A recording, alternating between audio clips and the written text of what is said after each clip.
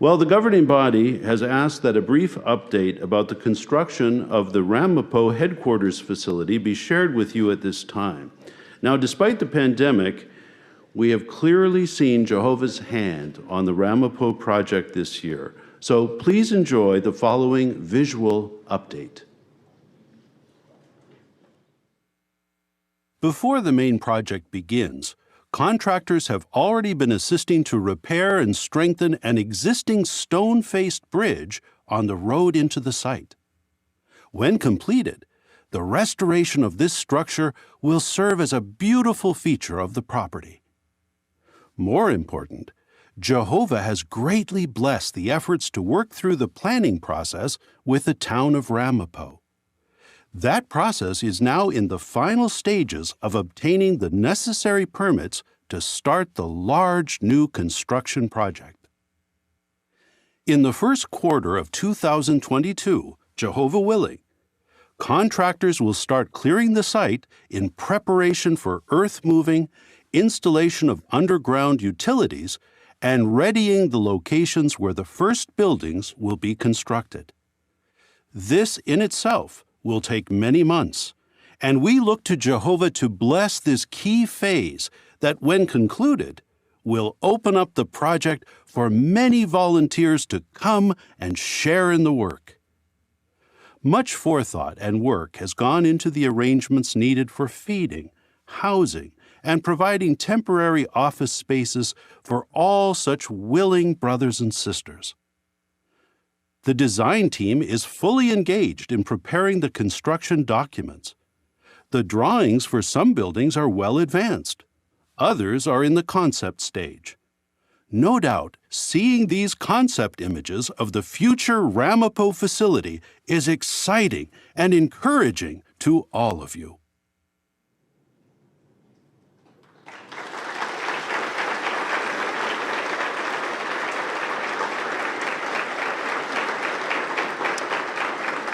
Well, with all of you, we continue to pray that Jehovah will bless this very exciting theocratic project.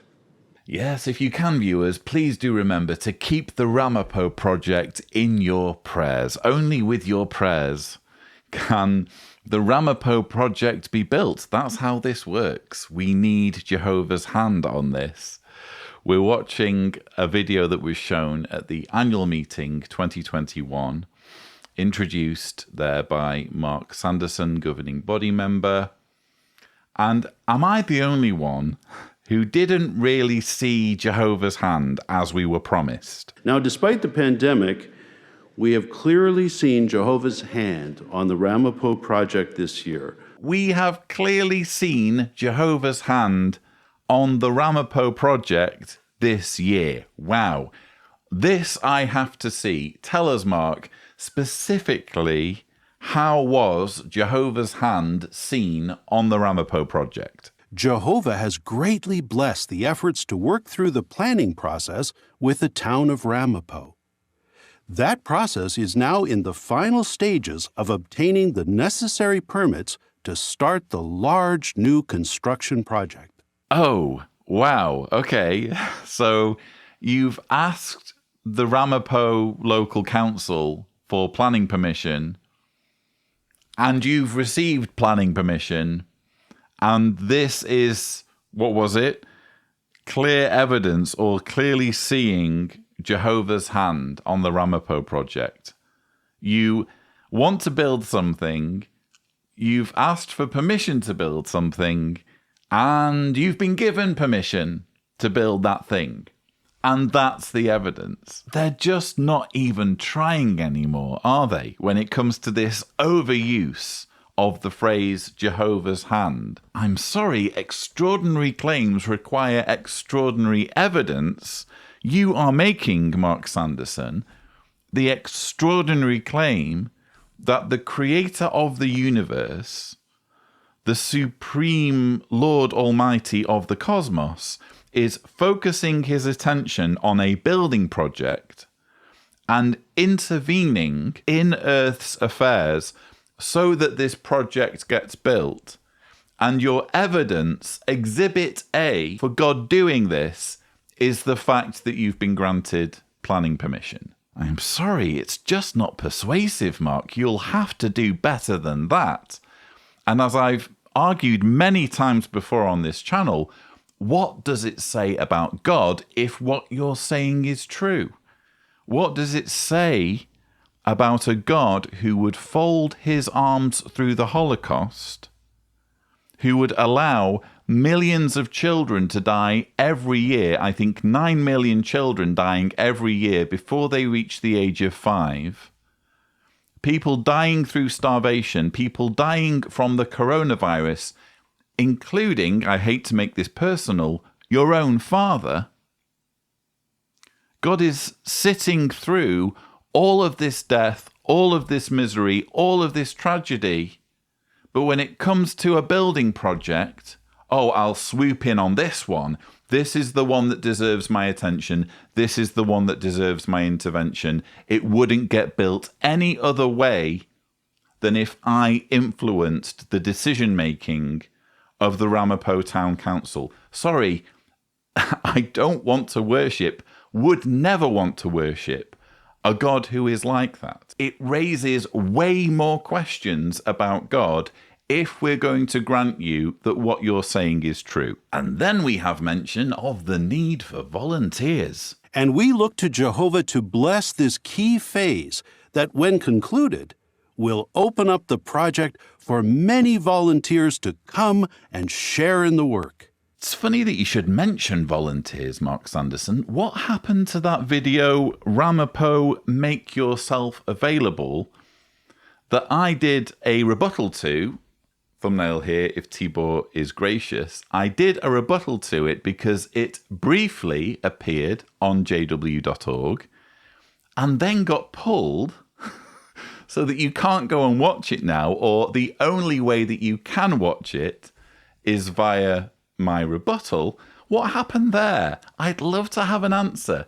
If you ask me, the reason why that video got pulled, which was, again, asking for volunteers, it was making clear how you would go about volunteering and what might be needed, what sort of dedication might be needed. If you're going to ask me to hazard a guess as to why the video was pulled, in the absence of any explanation from the organization, I think it might have something to do with these few seconds. Probably one of the hardest things that we had to do was find a home for our dog. We eventually found her at home with a beautiful family. Yeah, I can't imagine that went down very well among Jehovah's Witnesses, who we know are already calling in and complaining about convention dramas that are too gory. It really wouldn't surprise me, and again, we don't have any confirmation because there's no explanation given, but it really wouldn't surprise me if there was serious pushback over that, because what that video was saying was you should be willing to give up your dog for Jehovah to get something built.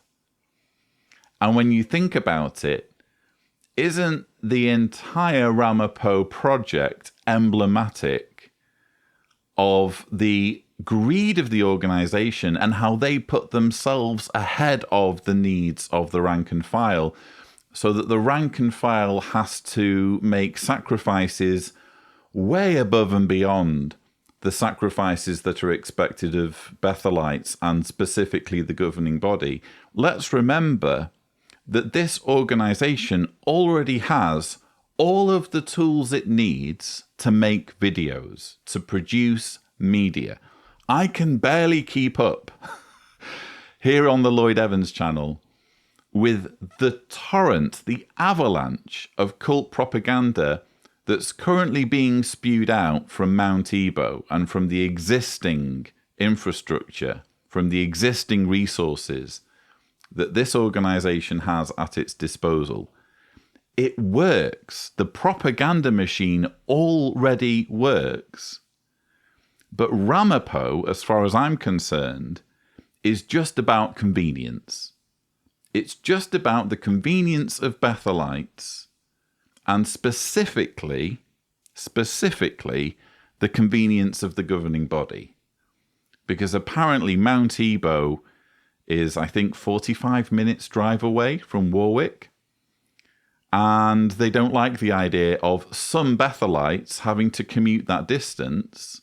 So they want to move Ramapo closer to Warwick, which is where the governing body are. It's all about convenience, isn't it? If you're serving Jehovah as a Bethelite and as a governing body member, shouldn't you be willing to make some sacrifices in terms of your commute?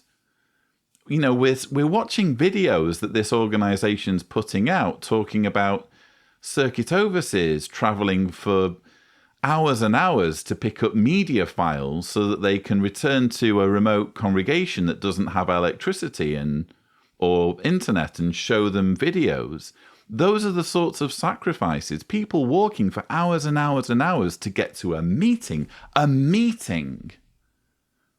And the governing body can't be bothered to do a 45-minute commute, or whoever it is that's supposed to be involved. So the whole Ramapo project, as far as I'm concerned, is a perfect symbol of how it's one rule for the top brass, for the elite, another rule for the rank and file. The elite needs to have everything that they want to make them comfortable. The rank and file have to make the sacrifices, have to be willing to turn their lives upside down if necessary, even to the extent of getting rid of their dog, just so the governing body and other Bethelites have an easier commute.